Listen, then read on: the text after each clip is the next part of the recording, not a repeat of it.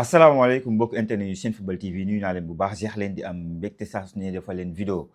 mbokk yi vidéo bi nag ñoo ngi koy def fii biir Ndar donc Ismaïla Sarr moo organisé 48 heures yu xamante ne da koy may waa Ndar mu invité si ku si mel ni Ndiol mi Rës man mi toog nii boo gisee maa ngi nekk si benn hôtel bu yàññi ñu koy remercier de passage parce que hôtel bi franchement on est très bien nekk yi hôtel Les Signares xam ñu bëri nañ ko xam moo ngi nekk ville nekk hôtel bu neex xam nga li loolu moom sa waay c'est extraordinaire donc si journée bi nag li ñu xamante ne mën nañ ko wax donc defoon na ay dons yu xamante ne ñun ñëpp ñoo ànd dem prison bu nekk fii nii donc fii Ndar mu dem may leen ay matelas donc may leen ay setal may leen lépp lu xamante ne ay nit da koy soxla donc si bërëb boobu mu jox leen ko xam nga ne c'est jamais évident jommul kenn prison donc ay ndawi Sénégal lañ ñenn ñi ay erreur moo leen fa dugal ñenn ñi xam rek voilà donc pour suturaal leen pour jàppale leen Ismaïla Sarr jël ay dons yu bari boo xamante ne foo ko natt wees na ko mu jël jox leen ko jagleel ko waa Ndar et loolu c'est bien tout ce qui est social nit di koy def da nga ko si war a encourager moo tax à chaque fois man boo leen ma gisee à chaque fois Sadio Mané li muy def dama naan c'est un exemple pour jeunes yi xamante ne dañoo war a néew nekk si ginnaaw parce que loolu day tax benn Pape Matar Sarr def ko Thiès Ismaïla mu ngi nii di ko def Ndar keneen ak keneen def ko si beneen gox yaa ngi aider jeunes yu Sénégal yaa ngi participer donc si développement bu Sénégal et je pense que prisonniers yi ñii ñi on a tendance à les oublier parce que ñun ñoo nekk door di dox suñuy soxla mais jommul kenn parfois erreur mën na la fa dugal et aussi tamit gestu leen je pense que loolu si jaamu yàlla la bokk. beneen œuvre bu jaamu yàlla bu gën a rëy bu Ismaïla Sarr def bu ma gën a marqué mooy mu jël ay alxuraan di ko may xam ngeen ne Ndar ku ne Ndar ne dëkku diine ku ne Ndar xam ne dafa bëri ay daara donc man da ngay gis dans tous les coins boo génne da ngay gis gars yi ñu ngi téere di jàng alxuraan mu andi leen ay satala yu bëri andi leen ay téere jàppale leen bu baax a baax xam nga donc loolu Ismaïla Sarr moo ko def mu nekk 48 heures yu am solo pour waa Ndar je pense que voilà pare nañ pour jàppale seen doom taxawal ko pour Ballon d'Or bi xamante ne bëgg na ko mu am ko donc ñun man j'ai passé une excellente journée déjà tout d'abord nekk kër famille am jóge fa dem si prison yi bu jógee si prison yi jubal si daara yi bu jubee si daara may nañ ñu toog nag noppalu relax et tout si guddi si nag def nañ benn concert bu xam waa Ndar lañ ko may xam nga donc loolu aussi ay comédiens yu bëri nekkoon fa xam nga donc mais ku si mel ni mbër bu ñu naan Franc moo ngi foon ku ñu naan kii tamit Petit Lo aussi mu ngi foon donc mu nekk ñu passé benn excellente journée moom mu ñëw mais Ismaïla ku ko xamul ndekete non ku ko timide la xam nga man de 2018 wala 2019 jusqu'à présent maa ngi dem entraînement des Lions xam nga donc kenn mësuma gis ak Ismaïla moo wax ak moom wala ma kii ak moom parce que dama nekk nit bu xamante ne comme en tant que lébu ak ni ma mel genre du lépp lu may dugganteeg nit pour man dafa war a naturel je vais pas forcer des relations xam nga man relation jour bu mu am rek c'est naturel soit tu es venu vers moi soit on a parlé avant soit nga nuyu ma ñu kii mais Ismaïla c'est quelqu'un boo xam ne il est très timide en équipe nationale du Sénégal day ñëw nuyoo dem man aussi ku ma nuyu ma fay la dem donc léegi boo dugganteeg moom da ngay xam ne nekkati c'est pas parce que dalay jaay neex wala dara wala lii c'est juste que il est timide il est comme ça démb dañ nekk jël micro wax mais mënut a wax sax presque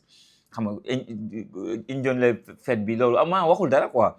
et bon là li ñu ko mënal ñun Sénégalais yi comme defal nañ ko Sadio Mané mooy moom Ballon d'Or Afrique la bëgg Ballon d'Or africain bi xamante ne voilà bëgg na ko et ñu ngi koy encourager bu baax a baax gis naa interview bu mu def démb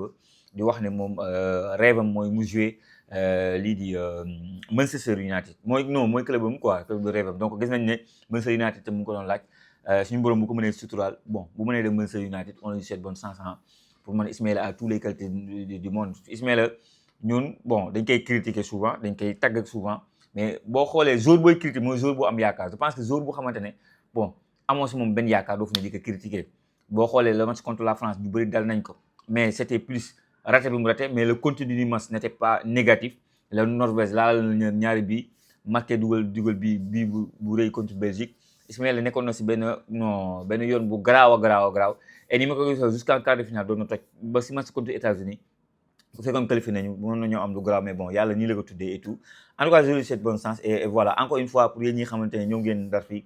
xam nga je vous propose cet hôtel là franchement c'est nickel c'est def naa dañu est-ce que ñu nekkuñu les premiers invités donc c'est nickel c'est carré que ça soit néeg bi nii écran baa ngi nii douche bi à côté c'est cool xam nga rien à dire set na kii na et aussi ñi fi léegi les employés dañ lay toppatoo ba nga yaakaar da nga naan man est-ce que du ma roi quoi xam nga donc di ko hôtel boo xamante ne daal képp ku ñëw Ndar bëgg a visiter nekk na visite dëkk bu neex démb Djibi Seye laa àndal parce que moom ma xamal dëkk bi Djibi Seye on est passé fu ne mu explique ma histoire u Ndar boobu mu nekkee xale mu nekk grand bu baax mooy njol toj toj non ku baax a baax a baax dama ne ñëw ma ne man sama bëñ mooy xaw a métti quoi mu ànd pharmacie fii mu wëral ma mu xamal ma dëkk bi expliquer ma lu bëree bëri si histoire u Ndar mu ne bu sañoon bon autorité yi xam nga donc tourisme bi ñu gën a ñëw parce que bi mu nekkee xale nee na la gënoon a extraordinaire mais parce que nee na lii patrimoine xam nga patrimoine de kii la quoi mondial la quoi xam nga comme Lac Rose xam nga donc du coup là loolu nañ si bàyyi xel bu baax a baax gars yi ñëw na si information yeneen yi xamante ne xew na parce que démb j'ai pas eu le temps encore une fois de vidéo ma si jégalu parce que le temps a été tellement compliqué pour faire une vidéo mais gis naa l'affaire Ibrahima Ba la boy bi nekk du côté de Portugal nekk un très bon défenseur Fabrizio Romano génnoon information yi que signé na c'est maintenant officiel du côté de Strasbourg bon en fait mu doon def visite médicale signature rek moo desoon mais ici après ñu génn ñu jox ñu information comme quoi ça s'est capoté au niveau de visite médicale bi agent bu kii nag génn na agent bu Ibrahima Ba nee na c'est pas ça signé nañu lépp nickel def na visite médicale amul dara luy métti si yaramam mais ñoom gars yi dañu leen bëggoon arnaquer wala leen bëggoon dóor noonu laa ko mën a expliquer waa Strasbourg parce que il s'est trouvé que dañoo wàññi salaire am de 33% la ñu wàññi salaire am xam nga la wax ñu xam ne bon voilà léegi ñoom ñu gis loolu ñu ne saa lii ngeen def nii leerul de après ñu ñëwaat ne leen non visite médicale bi sax dafa mën ko am problème visite médicale bi am benn problème bu ñu yaaxal deru booy bi xam nga lii jour bu ñu ne dañu la arrêté visite médicale rek day ragal loo équipe yi quoi équipe bu la bëggoon jël rek danaa yii ça kii bu mu ko jëlee mën na ma andil problème mën na ma yaaxal donc mieux vaut ne pas l'acheter quoi alors que c'est un boy bu xamante ne Benfica la suit depuis xam nga ñaata yaa ma gën a xam topp ko di bëgg ko carrément def si maximum pour am la boy finalement il s'est trouvé que le projet Strasbourg était alléchant et ils se sont dit que est-ce que ñu dem Strasbourg la formation Strasbourg du Benfica t'as de la visibilité tu vas jouer et Benfica est plus une équipe bu mag que Strasbourg tu peux te développer il y a un nouveau coach un nouveau discours voilà quoi si je me trompe pas c'est le coach ça c'est un coach portugais donc tu vois qu'il connaît le profil par rapport ak championnat Portugal bi xamante ne booy bi il faisait partie des meilleurs en tout cas meilleurs défenseurs mais bu mu jaaxle bu mu ragal ne jàpp ne leneen lu gën a neex moo ngi ñëw en tout cas c'est jamais évident foog ngeen xam ne jour bi moom bu defee visite médicale mu capoté li mu lay yàqal moo ëpp li mu lay defaral quoi maintenant le fait que ñu génn andi leeral nag booy bi dara rajatu ko c'est juste que ñoom ñoo bëggoon jël salaire am ñu def ko 33% je me rappelle de Watford noonu la ñu defoon Pape Gueye yéen a ngi fàttali ko bu jógee le Havre di dem le Watford gars yi salaire bi ñu ko waxoon agent bi yooyu baaxul loolu moo tax mu ñëw Marseille ba ñu si bëgg a sanctionner Marseille mais bu ñu sax finalement sanctionner Marseille donc c'est-à-dire agent yeeg club yeeg yooyu faut toujours faire attention mën nañ la dugal si loo bëggul dugg après yow yaa si am problème donc Ibrahima Ba on t'encourage et voilà l'autre information bi xamante ne gis naa ko dem c'est plutôt Abdoulaye Seck bi xamante ne Arabie Saoudite lay dem on lui souhaite bonne chance pour man Abdoulaye Seck foofu la toll li mu war a def si football européen que ça soit championnat Belgique championnat Israël feneen ak feneen équipe nationale du Sénégal il est temps même de voilà wuti xaalis defar poche yi defar avenir bi donc foofu la Abdoulaye Seck nekk et je pense qu'il a le niveau largement pour championnat Arabie Saoudite franchement mu andi fa potentiel am de par ses marquages de par ses duels yu muy gagné de par il marque des buts c'est un très bon défenseur il est expérimenté il est costaud il a tout franchement pour prouver du côté de Arabie Saoudite en tout cas man je me soucie pas de Abdoulaye Seck par rapport ak championnat Arabie Saoudite est-ce que mën na fa def performance man loolu du ma bett parce que ñooñu saan Arabie Saoudite man mi nga xam ne championnat Al Nassr laa doon topp xam moom laa faraloon et tout Al Hilal ici ma koy xool Koulibaly Al Ahly yooyu noonu loolu que gis naa fa ay défenseurs Abdoulaye Seck pour faire partie même des meilleurs de ce championnat-là. Parce que c'est un championnat, si tu t'adaptes bien, même si le niveau, si tu t'adaptes bien, vu le niveau de Abdoulaye Seck, il doit s'en sortir quoi. Maintenant, est-ce que warul def croître en équipe nationale du Sénégal loolu aussi beneen débat la boo xamante ne xam naa ne war nañu ko mën a soulever quoi concernant Abdoulaye Seck. gars yi beneen information aussi boo xamante ne ba tey si Mercato c'est plutôt Bamba Dieng nag équipe bi di Hull City bi xamante ne promu la en Premier League moo ko bëgg Hull City ngeen xam ko bu baax Hull City am histoire lu bëri si Premier League donc ay joueurs yu mel ni Henri Camara sénégalais yi ku si football récemment bu moo fàtte c'est Henri Camara maintenant bon demoon nañu championship yàgg nañ ko et tout yéeg nañu pour man ça peut être beaucoup intéressant maintenant boo xoolee moom mii di Bamba Dieng on nous a parlé de Shabab Al Shabab Arabie Saoudite on nous a parlé de du côté de Italie ay équipe yu bëri on nous a parlé de Bundesliga cette fois-ci c'est Hull City en tout cas libre de tout contrat xam naa ne waaye jël temps en salaire yi day boo xoolee day def kii Arabie Saoudite ba ni la fay lii Italie fay la lii anglais yi fay la lii yooyu nag yaay xool par rapport ak sa carrière lan moo gën yow boo xoolee par rapport ak sa carrière lan moo gën nga def ce choix là jarul yàkkamti jarul brûler benn étape donc Bamba Dieng bon pour cette coupe du monde là on l'a pas gis ñu ko comme ni ñu ko bëggoon gisee et c'est voilà et c'est normal coupe du monde moom tu vas pas voir tous les jours bon boo demee si anglais yi t'as de la visibilité boo demee si anglais yi boo tojee championnat Angleterre di dugal ay bii yooyu noonu en équipe nationale du Sénégal t'es assuré d'être appelé parce que Lorient di fa def performance ak toj même les mêmes performances bi nga def Lorient boo ko defee Premier League loolu c'est autre chose gars yi si yow la yu débat parce que Premier League la quoi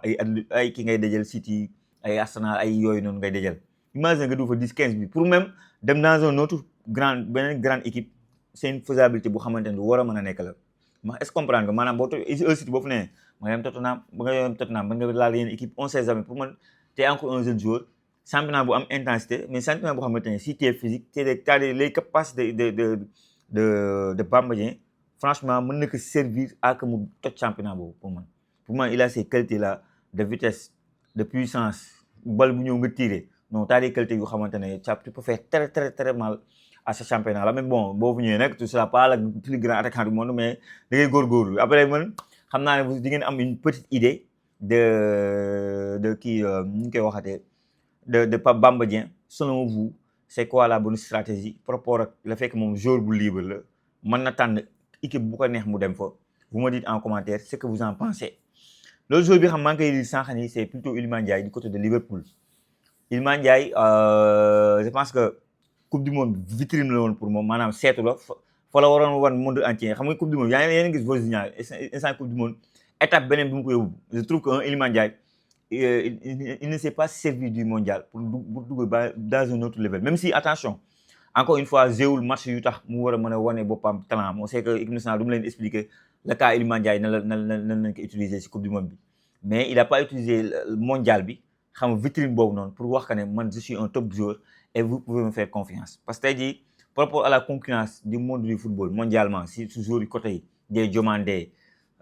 tous ces joueurs là ils ont marqué des buts pendant que Iliman Ndiaye la 5 buts cette année voilà te man Iliman Ndiaye bi ma xam Manchester United la bëgg a dem Iliman Ndiaye bi ma xam Manchester United la gën a bëgg parce que ñëpp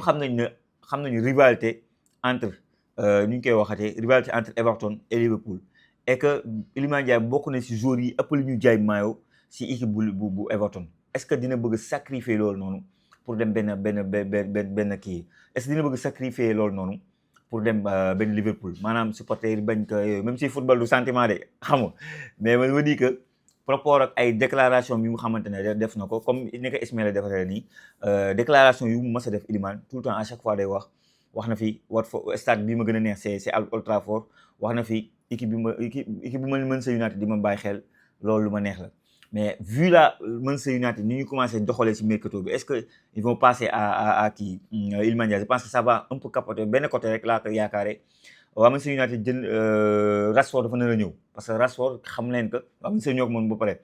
waa Barcelone jënd nañ 2-0 Adeyemi mu ngi fa Gordon mu ngi fa ils n'ont plus besoin de Rashford donc Rashford bu ñëwaatee te daaw man li ma liyoon ci article bi si toutefois Rashford dellu Manchester United le cas Iliman Ndiaye va se poser problème pour mu dem fa maintenant Liverpool reste benn entraîneur bu bees moo fa nekk entraîneur qui connaît bien la Premier League xam nga donc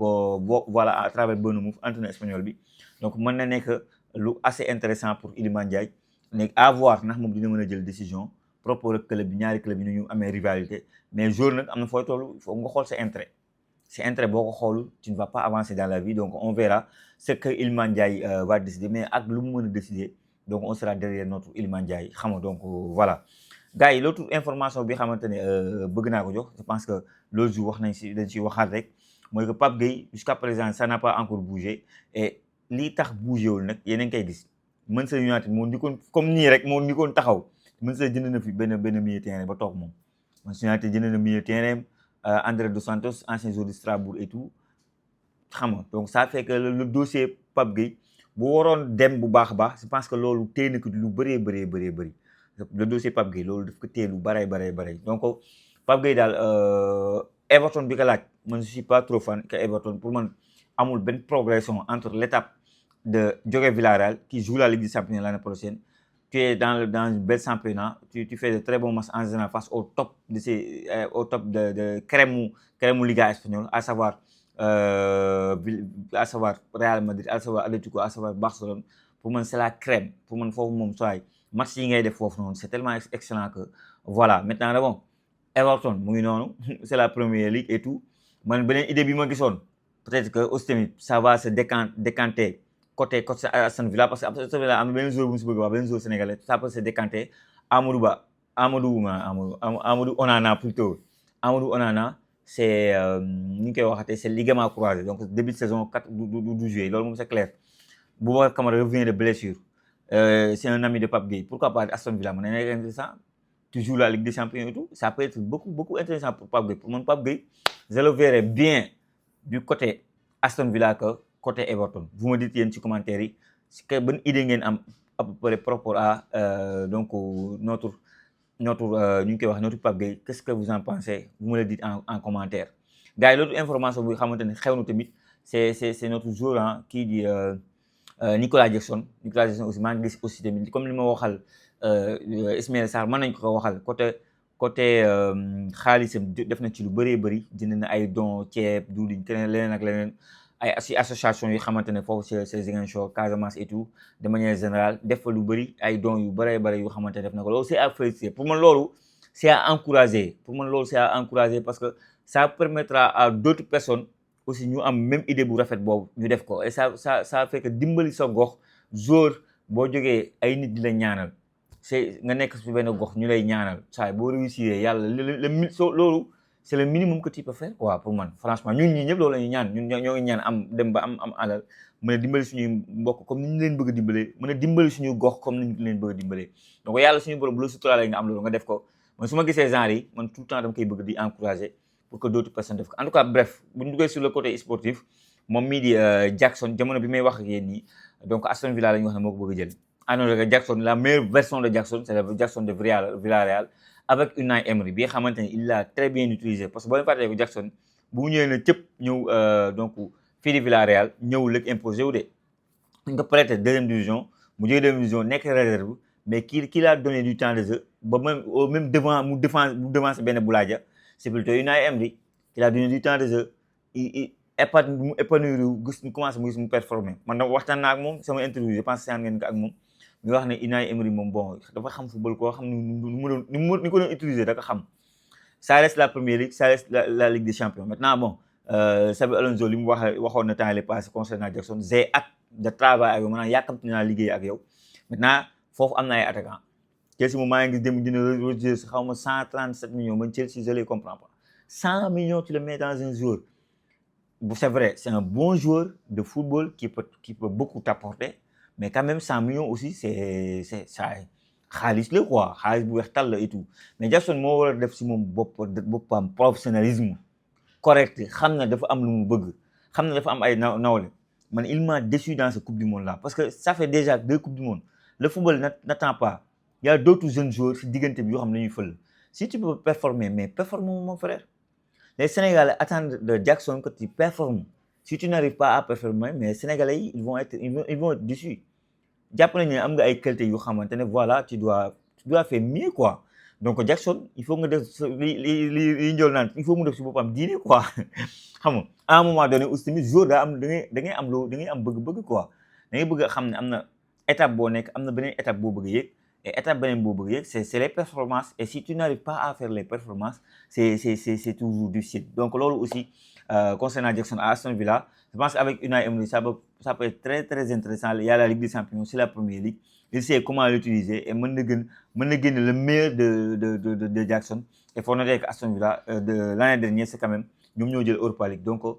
trophée boobu ñu jëlee du mu leen ko bañal, même si bu demee Chelsea aussi tamit du ma ko bañ, parce que Chelsea équipe bu mag la, Chelsea équipe bu am histoire la xam nga. Donc voilà, bu fa demee aussi tamit du ma ko bañ. Donc mbokk yi vidéo bi xaw na gudd, presque c'est 19 et quelques minutes, mais foog ma ngeen comprendre démb en 24 heures j'ai pas fait de vidéo d'information et tout. Xam naa génne tey xawal laal tuuti caméra tuuti di ni ñu koy waxatee Saint-Louis. En tout cas yéen ñuy dégg Saint-Louis yëpp maa leen remercier bu baax, maa ngi dégg sama internet yi ci mbedd mi et tout, et ça fait